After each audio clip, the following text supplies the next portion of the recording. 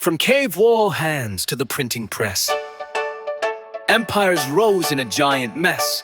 Silk road spice and a compass spin. Humans kept inventing trouble again. A pharaoh blinked and a kingdom fell. Romans built roads and aqueducts well. Mongols rode through half the earth, changing maps for what it's worth. We mapped the stars, crossed every sea, argued on what gods could be. Trade, revolt, philosophy, history's one big conspiracy. It all started with a buffer. Wait! The Buffer History Podcast, where timelines crash and cultures talk back. From Delhi courts to Viking raids to Cold War spies and samurai blades. We got revolutions, treaties, kings, tiny events changing everything. One bad border, one coup, one chart, and suddenly the whole world falls apart. So gather round, don't lose the plot, cause history's way weirder than we were taught. The past ain't dead, it's broadcasting live on Buffer History tonight.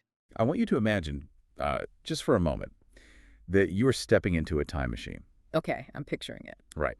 So you punch in the coordinates for the late 19th century, you hit the button, and you step out. Now, if those coordinates had dropped you in France, you'd find yourself standing in the middle of a society that's, actively experimenting with democracy. They're fiercely debating the meaning of civic liberty. Oh, absolutely. The air is practically buzzing with new political ideas. Exactly. And if you landed in the United Kingdom, the sheer noise of it would just hit you first. I mean, the roar of the Industrial Revolution, coal-fired trains crisscrossing the landscape, you've got labor unions forming, and Parliament is actively debating workplace laws. Right, it's the birth of the modern industrial state. But your time machine didn't land in Paris or London. It drops you straight into the heart of the Russian Empire. And here, well, the air feels completely different. It really does. It's almost eerily quiet by comparison. Yeah. It feels like you've been caught in this bizarre feudal time loop. If you happen to be born a peasant here, your life is completely dictated by the soil, and your landlord practically owns you. Mm-hmm. But if you happen to be born the Tsar, you wield this absolute, unquestioned power over millions of people. It's a kind of power that the rest of the world is rapidly making obsolete. It is a profound, almost dizzying contrast to wrap your head around, honestly. I mean, you have a single ruler sitting in the Winter Palace, holding on to the kind of divine, unchallengeable authority that the rest of Western Europe had been violently dismantling for, over 100 years at that point? Right. And that stubborn refusal to change is the entire mission of today's deep dive. Yeah. We are going to unpack the total violent transformation of the Russian Empire. And it is a wild ride. Oh, totally.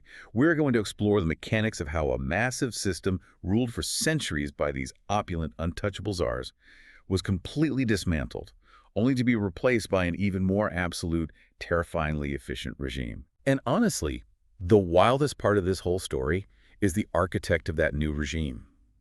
It wasn't some disgruntled prince or a brilliant military general. It was run by a cobbler's son who started his life in a tiny, rented basement in Georgia. Joseph Stalin. It really is unbelievable when you lay it out like that. Right. We're looking at how a guy who was once dismissed by his own peers as just a gray blur of a bureaucrat became a supreme dictator.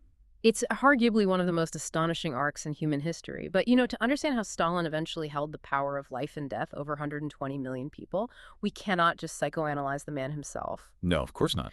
Right, looking at Stalin in a vacuum doesn't explain how he got the job. We have to look at the immense structural forces of the Russian Empire, the staggering geography, and the violent geopolitical pressures of the early 20th century. Those are the things that created the exact, very specific power vacuum that he stepped into. I'm trying to visualize this, because on the surface, it's like Russia looked at the rest of Europe, modernizing, building parliaments, improving living standards, and just said, yeah, no thanks, we prefer starving peasants and absolute monarchs. Pretty much. But how does that exact stubbornness perfectly pave the way for someone like Stalin? Let's start by looking at the wealth of those czars. I'm talking about the Romanov dynasty. Oh, the Romanovs. Yeah. In 1913, they threw this massive tercentenary, like a 300-year anniversary celebration of their rule. What did that actually look like on the ground? Well, it was a masterclass in tone-deaf opulence. I mean, the capital city, St. Petersburg, was essentially turned into an armed camp just so the Tsar could safely parade through the streets without being assassinated. Wow, just to drive down the street. Exactly. And they held these lavish performances at the Mariinsky Theater, where the highest echelons of the nobility showed up dressed in these incredibly elaborate, jewel-encrusted medieval Muscovite gowns. So they were basically cosplaying their own absolute power from 3 centuries prior. That is an excellent way to put it. Hmm. It was a deliberate aesthetic choice to harken back to the 1600s, an era before, modern political complexities. And nothing captures this insular worldview better than the Fabergé egg commissioned for that specific occasion. Oh, right, the famous eggs. Yeah, the House of Fabergé made this custom jewel-encrusted egg that contained a miniature rotating globe inside it. And on that globe, the massive territorial expansion of the empire over 300 years was highlighted in pure gold. A gold map for an empire that was expanding by, what, an average of 50 square miles a day for centuries. Yep. But the reality on the ground, across that massive expanse of territory, was incredibly grim. Let's contrast that rotating golden globe with the lives of the roughly 100 million rural inhabitants living just outside those palace walls. Night and day. It really is. At the time of this celebration, the average life expectancy in the Russian Empire was barely 30 years old. 30 years old. I mean, to put that into perspective, that is lower than Britain, lower than Germany, lower than Japan at the time. Wow. Literacy was hovering around maybe 30%, and the agricultural system was practically medieval. Peasants were largely stuck in communes, known as the mir. They weren't farming massive, efficient tracts of land like you might see in the American Midwest today. Right. They were assigned these narrow, scattered strips of land, and some of these strips were as narrow as 7 feet wide. Wait, 7 feet wide? You could practically lie down across your entire farm. Why would anyone design an agricultural system like that? Well, it was an ancient system designed for risk mitigation, not efficiency. The idea was that every family in the commune would get, like, a little bit of the good soil near the river and a little bit of the rocky soil up on the hill. Oh, I see. So it was fair. It was fair in a very primitive sense, but it meant that a peasant might have to walk up to 10 miles every single day just to reach all their tiny slivers of earth. And when they got there, they were farming using hand sickles and wooden threshing chains. Mechanized tools were virtually non-existent in the countryside. 3/4 of all grain was sown by hand. So you have an empire trying to compete diplomatically and militarily with the mechanized titans of Europe, but its entire economic foundation rests on the backs of impoverished farmers, using tools that wouldn't look out of place in the 12th century. The Tsars had to know they were falling behind, though. I mean, Yeah. you can't look at British steamships and German factories and think, yes, our wooden threshing chains will defeat them. Right, they knew. So you get officials like Sir Guy Witt, who was the Minister of Finance, pushing to industrialize. They decide they need factories, and they need them yesterday. But they don't have the domestic capital to do it. No, they didn't. They had to borrow heavily from foreign powers, primarily France and Belgium, to build what we might call sexy factories. Sexy factories. Yeah, these were massive, sprawling industrial centers focused on heavy metallurgy and textiles, very flashy for the time. But the human cost of this rapid, forced industrialization was catastrophic. I can imagine. The workers pulled from the countryside into these new cities weren't given, suburban homes. They were shoved into disease-ridden, overcrowded dormitories. Sometimes they were hotbedding. Hotbedding, like sharing beds. Exactly. One worker would sleep in a bed while the other was on shift, and then they'd swap. Oh, that is so grim. The working hours must have been punishing. The wages were barely subsistence level, and safety protocols just didn't exist.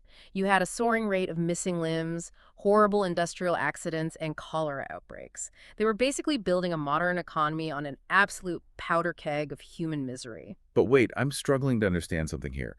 Tsar Alexander II officially emancipated the serfs back in the 1860s. He freed them from the landlords. Shouldn't that have created a mobile, thriving working class? It should have in theory, but the emancipation came with a devastating catch. The state compensated the landlords for the lost land, but then they forced the quote-unquote freed peasants to pay the state back. Wait, what? Yeah, in the form of redemption payments spread over 49 years. Are you kidding me? So it's less like freedom and more like being forced into a 49-year predatory mortgage on a tiny 7-foot-wide strip of land you don't even fully own. Precisely. And if the crops failed, you still owed the state. Hmm. The resentment this generated was just massive. And the Tsars did face blowback for this inequality. Alexander II, the very Tsar who enacted that flawed emancipation, was assassinated. Right. He was blown up by terrorists from a group called the People's Will in the streets of St. Petersburg in 1881. You would think getting blown up would be a pretty clear signal that your reforms aren't working and you need a new approach. You would think so, but his successors, Alexander III and then Nicholas II, drew the exact opposite conclusion. They believed the mere attempt at reform had made the regime look weak and basically invited rebellion. Ah, so they tightened their grip. They doubled down on absolute repression. They vastly expanded the secret police, known as the Okhrana. They cracked down on ethnic minorities across the empire, enforcing strict Russification policies. Russification meaning what exactly? Yeah. Meaning, forcing everyone to speak Russian and adopt the Russian Orthodox religion, regardless of their own cultural background. So they basically took a societal pressure cooker, welded the lid shut, and turned up the heat. I mean, by shutting off all avenues for peaceful, legal political expression, there were no legal unions, no legal opposition parties. The autocracy ensured that the only people who could effectively oppose them were hardened, underground, violent extremists. And that oppressive environment, that specific ecosystem of paranoia, surveillance, and state violence is exactly what birthed our main subject. Which naturally brings us to the boy in the basement. Yeah. Let's shift our gaze away from the glittering Winter Palace in St. Petersburg and look deep into the Caucasus, specifically a town called Gori in Georgia. The year is 1878. Okay, setting the scene. Yeah. And I think there's this pervasive, almost comforting misconception that dictators are born in these Gothic castles of pure evil, where they suffer these uniquely monstrous, sadistic childhoods that inevitably turn them into sociopaths. We want to believe evil is born evil. All right, the monster myth. But Stalin's origin story is startlingly ordinary. He was born Iosif Jugashvili in a 90-square-foot rented basement. 90 square feet. That is essentially the size of a modern walk-in closet. He shared that single room with his parents. His father, Beso, was a cobbler. And the economic reality of Beso's life is actually a crucial detail for understanding Stalin's later worldview. How so? Beso experienced severe downward social mobility. He was initially a proud, independent artisan, but as that rapid industrialization we just discussed began to mechanize shoe production, independent cobblers just couldn't compete with the factories. Oh, so he got squeezed out. Yeah. Beso was forced to give up his independence and work in a harsh, dangerous, mechanized leather factory. The humiliation broke him, and he became a violent alcoholic. That's awful. But then you have his mother, Keke. She was a devout washerwoman who absolutely doted on him. I mean, he was her only surviving child after two earlier sons died in infancy. She poured every ounce of her energy into his success. She really did. If you compare Stalin's childhood to someone like Ivan the Terrible, who watched his family murdered by boyars and was literally forced to beg for scraps of food in his own palace, or Peter the Great, who saw his relatives thrown onto pikes by mutinous guards, Stalin's youth was relatively stable. Completely. He had a fiercely loving mother, an extended community in Gori that supported him and even paid for his schooling, and he was actually, well, a massive nerd. He was. He was an exceptional student. He had this beautiful, sonorous voice and sang beatifically in the local church choir. He even wrote romantic Georgian poetry under the pseudonym Sosolo. Sosolo. Yeah. One of his poems, which celebrated the beauty of the Georgian landscape and the morning dew, was actually published in a prominent newspaper and widely read. This was a young man who read Chekhov, who tackled Plato in the original Greek. He was deeply embedded in the cultural and national awakening of Georgia. See, I'm trying to connect the dots here. At what point does the romantic, poetry-writing choir boy who brings his mother flowers turn into the guy orchestrating bank heists for a violent Marxist revolution? The pivot happens when his mother's hard work pays off, and she secures him a spot at the Tiflis Theological Seminary.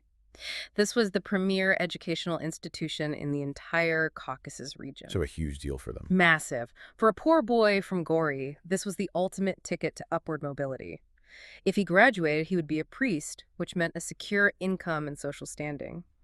But the seminary, which the students bitterly dubbed the Stone Sack. The Stone Sack. Wow. Yeah, it was a profoundly oppressive environment. Oppressive how? Like strictly grading their Latin homework. Much deeper than that. It was run by Russian Orthodox priests who openly despised Georgian culture. They forbade the students from speaking their native language. Ah, Russification in practice. Exactly. And the daily routine was defined by strict surveillance. Monks would constantly search the students' belongings, looking for forbidden secular books. There was this pervasive culture of snitching, where students were encouraged to inform on one another to gain favor with the priests.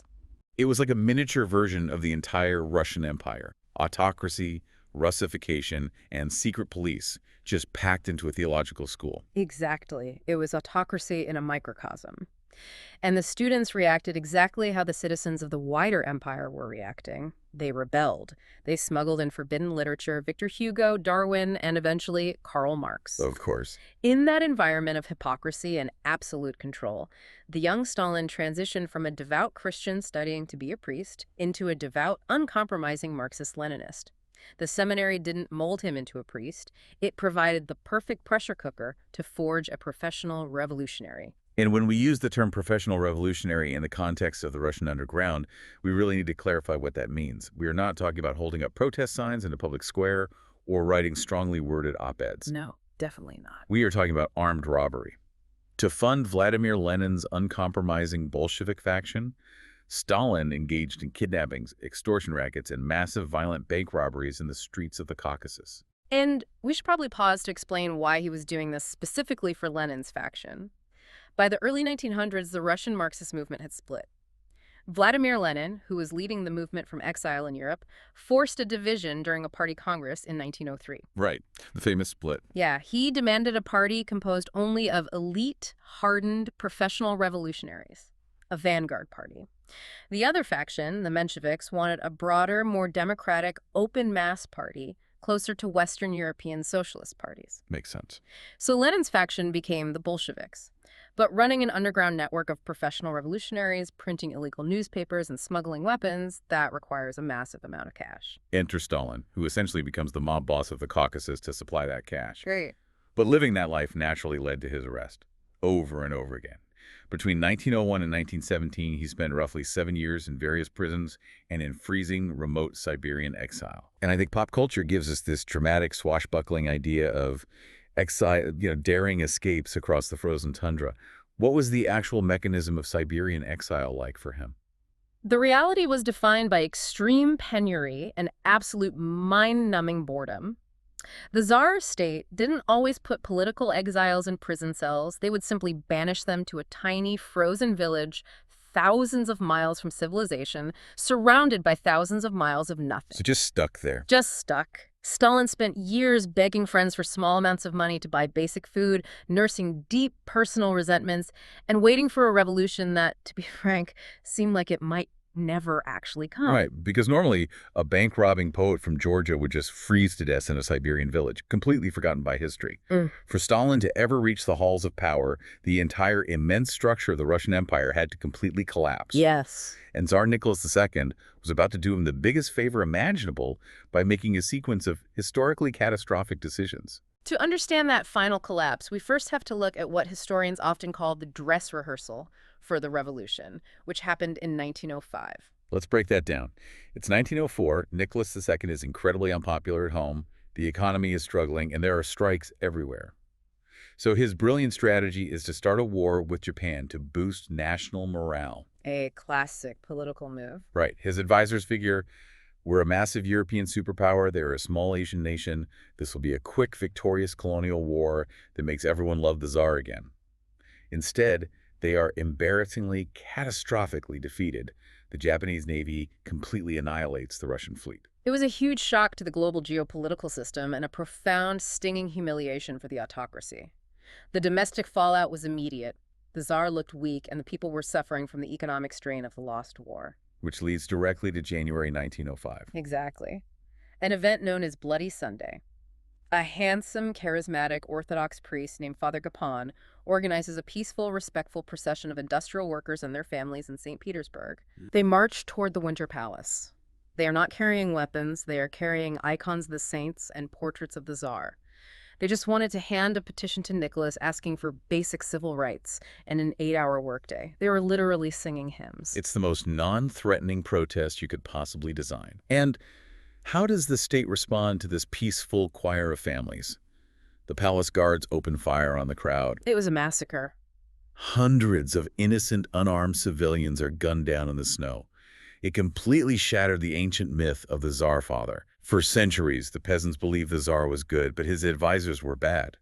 Once the Tsar's troops shot them, that illusion was dead. The entire country erupted in a general strike. And Nicholas barely survived the 1905 revolution. He only managed to cling to power by issuing the October Manifesto, where he reluctantly agreed to create a parliament called the Duma to share power with liberal politicians. So a constitutional monarchy. He promised a constitutional monarchy.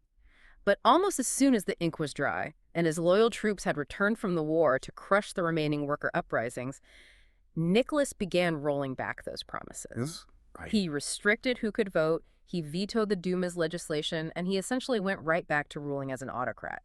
He learned absolutely nothing from the crisis. He slapped a tiny Band-Aid on a gaping chest wound and called it cured. Which brings us to the ultimate disaster, World War I. The year 1914 hits, and Russia gets dragged into this unprecedented global meat grinder. Yeah. And remember those logistical issues we talked about earlier? The lack of mechanization, the medieval farming tools, it immediately shows on the battlefield. The structural failures of the state were laid bare for the whole world to see. Russia enters the war with massive manpower, but an incredibly inefficient government and severe shortages of manufactured goods. The rail network was entirely inadequate for a two-front war. And the stories from the front lines are just horrifying. They really are. They were sending men to the front lines without enough rifles, literally instructing soldiers to wait for a comrade to be killed so they could pick up his weapon and keep fighting. I cannot even fathom the psychological toll of being told your military strategy relies on your friend dying so you can get a gun. And while millions of men are dying on the front, the economy back home completely implodes. The transport network is entirely dedicated to the failing war effort, which means food isn't making it to the cities. Severe starvation sets in. And this is where Nicholas makes a decision so baffling it almost defies belief. Facing a starving capital and a failing war, the Tsar decides his best move is to leave St. Petersburg, travel to the military headquarters at the front, and take personal command of the entire Russian army. A job he has absolutely zero military qualifications for. None. He leaves his German-born wife, Empress Alexandra, in charge of the government back home, in the middle of a war against Germany. Was he actively trying to get overthrown? Well, it certainly accelerated the process. By making himself commander-in-chief, Nicholas ensured that every single military defeat, every lost battle, and every casualty was now his personal fault. There was no one else to blame. Exactly. There was no minister left to act as a scapegoat, and leaving Alexandra in charge in the capital was a political disaster. She was intensely unpopular, not just because of her German heritage, but because she relied heavily on an incredibly polarizing figure to help her make decisions. Grigory Rasputin. Oh, Rasputin. This guy sounds like a character you'd roll in a tabletop RPG when you're intentionally trying to derail the campaign. He's this smelly, homeless, drunken Siberian mystic. How does a guy like that end up advising the empress of the largest empire on Earth? It is important to look at the mechanism of Rasputin's influence objectively. The reason Alexandra was so fanatically devoted to him was rooted in a closely guarded state secret. Their son, the young heir to the throne, Alexei, suffered from hemophilia. Right, his blood wouldn't clot. Right. A minor bump against a table could cause agonizing, life-threatening internal bleeding. The best doctors in the empire could do nothing. And somehow, Rasputin miraculously stopped the bleeding when no one else could. How is that even possible? Was it actual magic? No magic. The prevailing medical theory today is twofold.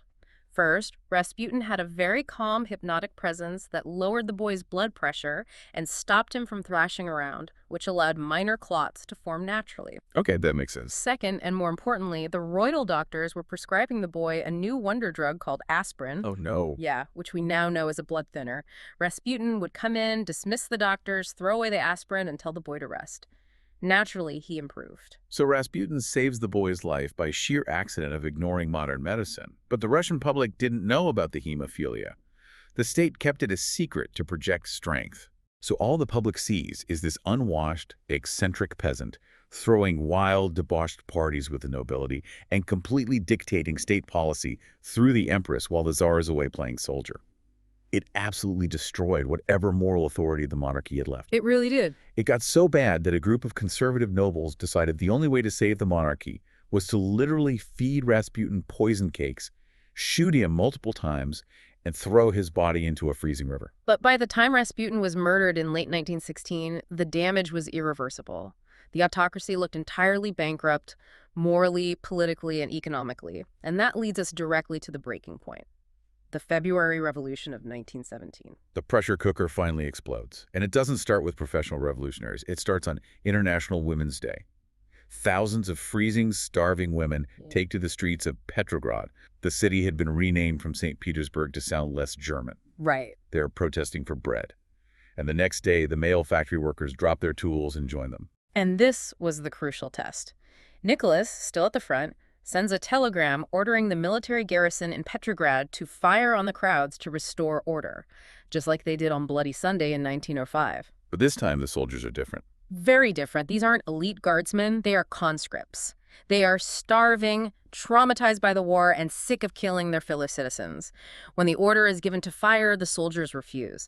Entire regiments mutiny, shoot their commanding officers, and join the protesters. Wow. In that moment, the state's monopoly on violence simply evaporated. Because without the army to enforce his will, the Tsar is just a guy with a fancy hat.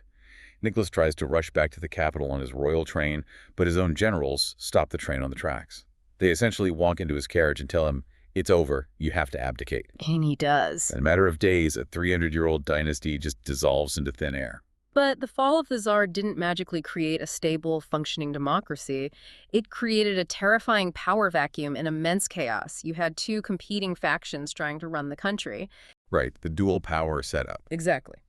On one side, you had a weak provisional government made up of former Duma politicians who foolishly decided to keep Russia in World War I to honor their alliances. Terrible idea. On the other side, you had grassroots councils of workers and soldiers called Soviets who held the actual power in the streets and controlled the railways and telegraphs. This chaotic dual power situation was incredibly unstable. And out of that instability emerged the Bolsheviks, led by a man who treated political theory like a blood sport. Let's bring Vladimir Lenin back into the picture. Yeah. While the February Revolution is happening, Lenin is stuck in exile in Switzerland. He is furious that he's missing the revolution he spent his whole life predicting. Yeah, he was pacing the floor. But the German High Command, who are currently fighting Russia in the war, see an incredible opportunity. They essentially weaponize Lenin, they put him on a sealed train, smuggle him across German territory, and drop him into Russia, hoping he will cause enough political chaos to knock Russia out of the war. And he absolutely delivers on that German investment.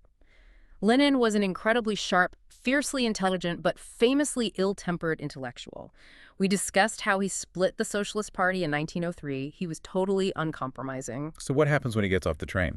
When he arrived at the Finland station in Petrograd, other socialist factions wanted to cooperate with the new provisional government to build a bourgeois democracy first, as Karl Marx had predicted. Lenin stepped off the train and immediately demanded the opposite. All power to the Soviets. Yes. He wanted an immediate armed uprising to establish a dictatorship of the proletariat. And because the provisional government keeps sending Russian boys to die in a pointless war, Lenin's slogan, "Peace, Land, and Bread," becomes incredibly popular. By October 1917, the Bolsheviks execute a brilliantly organized coup, storm the Winter Palace, and seize state power. So now the underground revolutionaries are suddenly the government. They form the Council of People's Commissars, and immediately all the brilliant intellectuals who had been arguing in European cafes for decades want the high-profile jobs. Right, they want the spotlight. Exactly. Leon Trotsky, a charismatic orator and brilliant organizer who actually masterminded the October coup, becomes the Commissar of War, tasked with building the Red Army from scratch to fight the ensuing civil war. Other prominent figures become commissars of finance or foreign affairs. They all get the glamorous jobs. And what does our guy Stalin get? In 1922, he is made the General Secretary of the Communist Party. Which didn't sound very glamorous at all. No. At the time, the intellectual elites of the party, the Mensheviks, and even some of his fellow Bolsheviks, dismissed Stalin as a gray blur. They saw him as a boring nobody doing mundane paperwork, while the real revolutionaries were out giving speeches and making history. But that arrogant dismissal was their fatal error. Stalin realized something fundamental about the mechanics of governance that the intellectual idealists completely missed. Which was? That controlling the flow of personnel is the ultimate power. After the revolution and the brutal civil war that followed, the Bolshevik regime was suffocating in red tape. They had to govern a ruined, sprawling empire spanning 11 time zones. This is the part I really want to dig into. How does a paper pusher outmaneuver the guy controlling the army?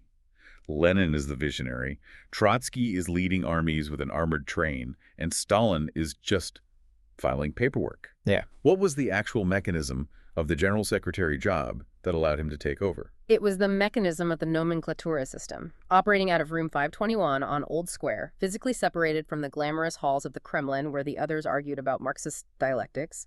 Stalin began building a dictatorship inside the Bolshevik dictatorship. Through paperwork. Yes. As general secretary, he controlled the flow of paper. If Lenin wanted a report on grain production, Stalin decided who wrote it and what it said before it reached Lenin's desk. He set the agenda for the Politburo meetings, meaning he decided what problems they were even allowed to discuss. It's huge. But most importantly, he had the power of appointment. He assigned the local and regional party bosses across the vast country. It's the ultimate political patronage system. It's like trying to win an election by personally hiring every single person who was allowed to vote.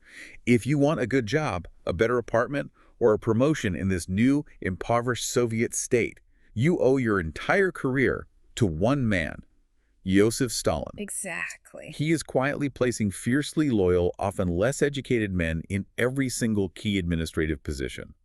And he's also coordinating directly with the secret police, the OGPU, pulling them into his web of influence. Precisely. The system operated on loyalty, not brilliance. So when Lenin suffered a series of debilitating strokes and eventually died in 1924, the succession struggle began. And everyone assumed Trotsky would take over. Right. The other Bolshevik leaders, like Trotsky, Grigory Zinoviev, and Lev Kamenev, were busy arguing about international Marxist theory, publishing essays, and giving brilliant speeches to crowds. But when it came time to actually vote at the party congresses to decide policy and leadership, the delegates sitting in the chairs voting were all people Stalin had personally appointed. Trotsky could give the most eloquent speech in human history. But it didn't matter, because the audience was already on Stalin's payroll. He simply used his massive web of loyalists to outmaneuver, isolate, and eventually expel all of his intellectual rivals from the party, one by one. By the late 1920s, the gray blur had entirely outplayed the brilliant theorists. He was the undisputed leader of the Soviet Union. It's a terrifying masterclass in bureaucratic warfare. But once Stalin secures supreme power, he looks out at the Soviet Union and he realizes that despite winning the revolution, the country is still fundamentally backward compared to the capitalist West. The peasants are still farming with sickles. Yeah. And that's when he decides to launch a second revolution, one that would make the first one look tame. This is a critical pivot in world history. Stalin embarks on a stupendous, violent gamble to force the Soviet Union into the modern industrial age literally overnight, regardless of the human cost. He looked at the agrarian reality, 120 million peasants still operating in those inefficient village communes we talked about, and decided that entire way of life had to be obliterated. He effectively declares war on his own peasantry. Stalin adopts an economic theory called primitive socialist accumulation. Can you break down how that mechanism actually worked? To build a massive industrial economy, steel mills, tractor factories, power plants, you need capital to buy machinery from the West. Yeah. But the Soviet Union had no credit, no foreign loans, and very little gold. So what do they have? The only wealth they had was grain grown by the peasants. Primitive socialist accumulation meant the state would forcibly squeeze the peasants for every drop of grain they produced, pay them practically nothing for it, and export that grain abroad to buy foreign industrial technology. Wow. To make this extraction efficient, Stalin forced all the independent farmers to give up their land and move on to massive, state-controlled collective farms. To enforce this, the regime deployed the 25,000ers. These were urban factory workers, highly ideological and completely ignorant of farming, who volunteered or were sent into the countryside to violently force the peasants to give up their land, their tools, and their livestock to join the collectives. Anyone who resisted or even looked slightly too successful was labeled a kulak. And the definition of a kulak was deliberately vague. Originally, it meant a wealthy peasant who hired labor. But under Stalin, it came to mean anyone who opposed collectivization. If you had 2 cows instead of 1, you could be a kulak. So they just changed the definition to fit whoever they wanted to target. Yes. The state launched a campaign to liquidate the kulaks as a class. Millions of these experienced farmers were stripped of their property, packed into cattle cars, and deported to the freezing wilderness of Siberia or Central Asia, or simply shot. But the peasants didn't just passively accept this. They fought back in the only way they could. They realized that if they joined the collective farm, the state would take their horses and cows. So rather than hand over their property, they slaughtered their own draft animals. They ate them or burned their own crops. It was a massive, desperate act of defiance that destroyed half the livestock in the country. And the state's response to that defiance was absolutely ruthless. The regime needed grain exports to buy machinery, so they confiscated the grain anyway. They set quotas so high that to meet them, local party bosses took everything. They even took the seed grain needed for the next year's planting. Which leads to one of the darkest chapters of the 20th century. Hmm. The result of taking all the food was a catastrophic man-made famine between 1932 and 1933, often referred to in Ukraine as the Holodomor. Yes. Millions of people starved to death, particularly in Ukraine, the Volga region, and Kazakhstan. The descriptions from the sources are horrific. People were fleeing toward China to escape or dying of typhus as they roamed the countryside looking for grass or tree bark to eat. Villages were completely silenced by starvation.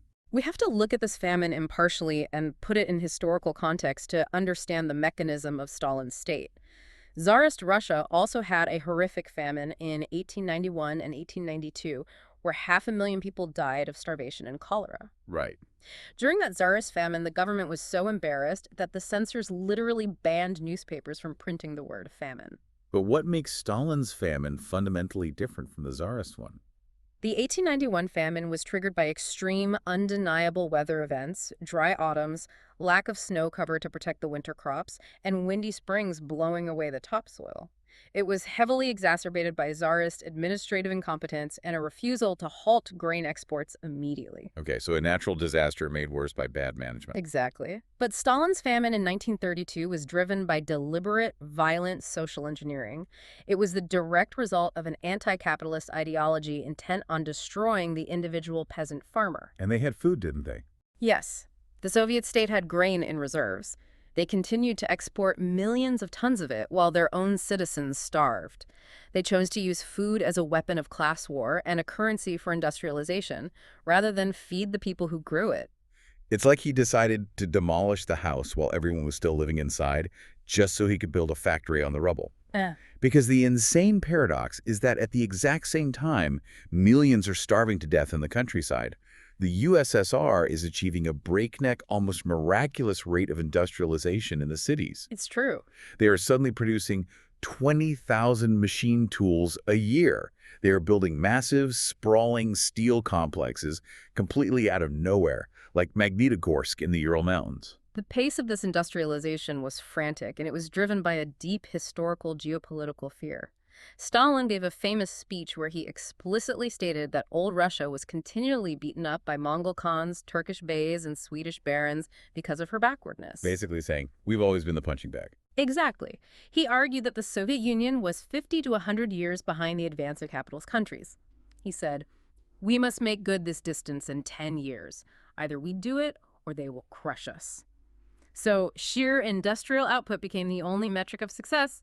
Human life be damned. They even imported highly paid American engineers during the Great Depression. Thousands of Americans went to the Soviet Union to teach them how to run Ford-style assembly lines. Yeah, quite a paradox. And the conditions were so harsh that some of those Americans tragically die of typhoid. To push the Soviet workers even harder to meet these impossible quotas, the regime invents a new kind of propaganda, the shock workers, or Stakhanovites. The state needed superhuman heroes to inspire and, more importantly, to shame the rest of the workforce into higher productivity. Enter Alexei Stakhanov. Ah, yes. He was a coal miner who, in 1935, supposedly mined 102 tons of coal in a single 6-hour shift, which was 14 times his quota. Which was totally staged, right? Entirely staged. The party bosses gave him the best seam of coal, pristine equipment, and a team of uncredited assistants to do all the heavy lifting while he just operated the drill. But the state turns him into an absolute superstar. They made him the face of the movement. Yes, they put his face on posters across the country, award him the Order of Lenin, and move him into a luxurious, fully furnished apartment in Moscow. But the real story behind this manufactured hero is wild, and it shows the cracks in the Soviet myth. You take an ordinary, uneducated miner, thrust him into the absolute elite, and shower him with privilege. How does he handle it? Not well. Stakhanov took to heavy drinking. He lost his prestigious Communist Party card in a drunken brawl, which was a serious offense. Oops. He famously went on a rampage and smashed the mirrored walls of the restaurant at the elite Metropole Hotel in Moscow. And eventually, he used his high status to marry a 14-year-old girl. Wow. The pristine myth of the perfect, self-sacrificing socialist worker clashed heavily with the messy, corrupt reality of the people elevated by the system. I keep coming back to a central question. If millions are starving in the countryside, and workers are being pushed to the breaking point in dangerous factories, and the propaganda is obviously a lie to anyone living the reality, how is the regime surviving this? It's the ultimate question. Right. If the Tsar was overthrown because people were hungry, why didn't the military or the secret police or his own Politburo step in and overthrow Stalin? The system survived because it was entirely built on a Manichaean worldview, a black and white reality. In the logic of communism, as Stalin defined it, you were either actively building socialism or you were a capitalist enemy trying to destroy it. There was no middle ground, no loyal opposition. So any mistake was treason. Exactly. If a tractor broke down, it wasn't mechanical failure, it was sabotage by a hidden enemy. And because Stalin had spent the 1920s completely populating the state apparatus with his own loyalists, people who owed their apartments, their food rations, and their entire status to him, they were deeply invested in his survival. To overthrow him meant destroying their own privilege. But here is the ultimate paradox of Stalin's power. The more he consolidated control, the more vulnerable and paranoid he felt, which brings us into the despot's realm and the era of the Great Terror. Exactly. Let's look at how Stalin actually lived during the height of his power in the 1930s, because it provides a fascinating psychological contrast to the Romanov Tsars we discussed at the beginning. Okay, let's do that. The Tsars had palaces dripping with gold, thousands of servants, and Fabergé eggs. Stalin, despite wielding more absolute power than any Tsar, was remarkably ascetic in his personal life. He didn't have a harem. He didn't wear crowns. He slept on a small, simple divan in his office in the Kremlin. Mm-hmm. When he went down to his vacation home in Sochi, his dacha, he didn't throw wild banquets. Yeah. He liked gardening, quietly pruning his roses, and eating a very simple, thin rack of lamb. Outwardly, he carefully cultivated the image of a humble servant of the state, a man working late into the night for the proletariat. But his personal life was defined by extreme tragedy and emotional detachment. His second wife, Nadia, committed suicide in 1932. She shot herself, right? Yes. She shot herself after a public argument with him at a dinner party. This left him deeply embittered and isolated. He believed her suicide was an act of political betrayal. And he was entirely estranged from his own children. There's a story about his son, Vasily, that perfectly captures how Stalin viewed himself. Vasily was getting drunk and trying to use the Stalin name to get favors from local officials. Typical nepotism. Right. Stalin finds out, corners him, and furiously yells, "You're not Stalin! I'm not Stalin!" He points to a portrait of himself on the wall and says, "Stalin is Soviet power." He completely subsumed his human identity into the machinery of the state.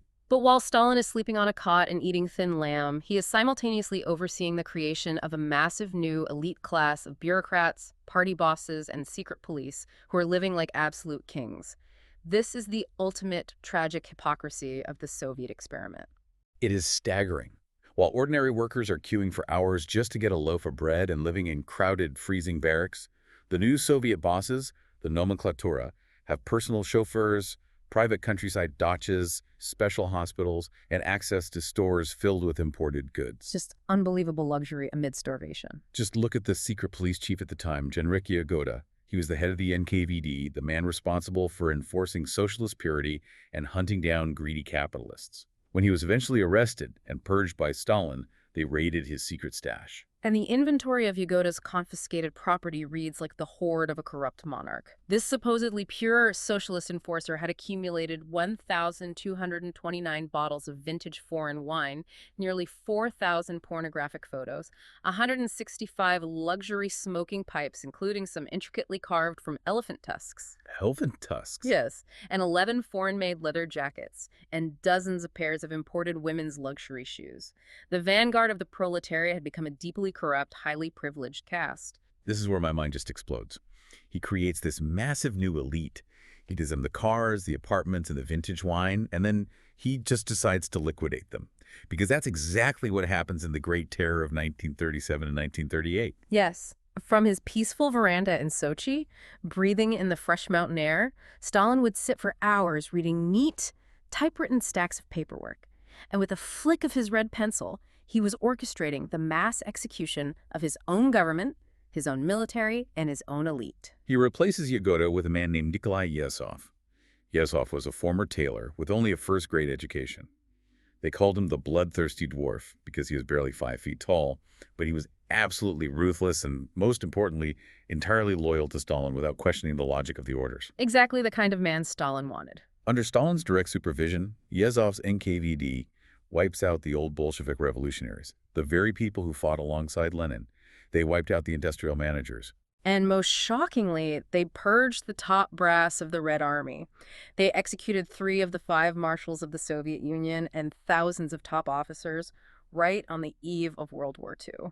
I have to push back here because this makes zero logical sense. How does an army function if you shoot all the generals? How does a factory produce steel if you execute the manager? It's completely counterproductive. Was this just pure clinical paranoia? Or was it a twisted, deliberate management strategy? Like, if I constantly execute the bosses and bring in younger, terrified replacements who owe everything to me, nobody will ever be secure enough to challenge me. It was a highly lethal combination of both paranoia and systemic logic. Stalin was essentially acting out the internal logic of communism, which demanded constant, unrelenting vigilance against hidden-class enemies, combined with Russia's historic, deep-seated geopolitical insecurities. Okay, I see. By violently purging the elite, he was, in his own mind, regenerating the revolution. He was ensuring that the bureaucracy never got comfortable enough to stagnate, form alliances, or conspire against him. But the psychological toll on the country was unimaginable. Imagine you're a Soviet citizen, or even a local party boss, in 1937. You can't even complain about a bread shortage to your neighbor because you don't know if they're one of Stalin's informants. The system became completely paralyzed by extreme centralization and terror. Local officials were terrified to make any decisions without explicit written orders from above because making a mistake was no longer just an error, it was treason. This led to massive logjams of paperwork. Everyone was just passing the buck. Exactly. It created a constant cat-and-mouse game where factory managers would fake their production reports just to survive the month, which meant the Central Planning Committee in Moscow was making decisions based on entirely fabricated economic data. The terror consumed the state's grip on reality. Wow. Okay, we need to take a deep breath and recap this immense epic journey. We started by looking at a Russian empire seemingly trapped in time. We saw the glittering, unimaginable wealth of the Romanov Tsars sitting right on top of the crushing medieval suffering of 100 million peasants, creating a massive societal pressure cooker. A pressure cooker that was bound to blow. We saw how the Tsars' stubborn refusal to reform, combined with the absolute logistical and human disaster of World War I, blew the lid completely off that society. And we saw how a marginalized poetry-writing kid from a tiny basement in Georgia figured out the underlying mechanics of power. Yeah, the gray blur. He used the incredibly boring, mundane machinery of bureaucracy to outmaneuver brilliant intellectuals. He became an absolute despot, reshaping a massive Eurasian empire through sheer willpower, breakneck industrialization, and unspeakable systematic violence. And if we connect this specific history to the bigger picture, it leaves us with a profound universal lesson about the nature of power. This era shows us exactly how deeply vulnerable massive centralized systems are when the flow of information is controlled entirely by fear. When a single leader acts as the sole arbiter of truth, and any form of dissent or even bad news is equated with treason, the system inevitably suffocates on its own paranoia. Yes, the Soviet state under Stalin gained immense industrial and military might, which would soon be tested in the Second World War, but it sacrificed millions of its own people and its own functional reality to achieve it. Which leaves us with a final, slightly uncomfortable thought for you to ponder long after we sign off. If the Tsarist regime fell because it stubbornly refused to modernize and share power, and the Soviet regime succeeded in modernizing only through total absolute terror, is it possible that in moments of extreme historical crisis, the very architecture of revolution almost always demands a dictator? Think about that the next time someone promises you that burning down the current system will magically, painlessly create a utopia.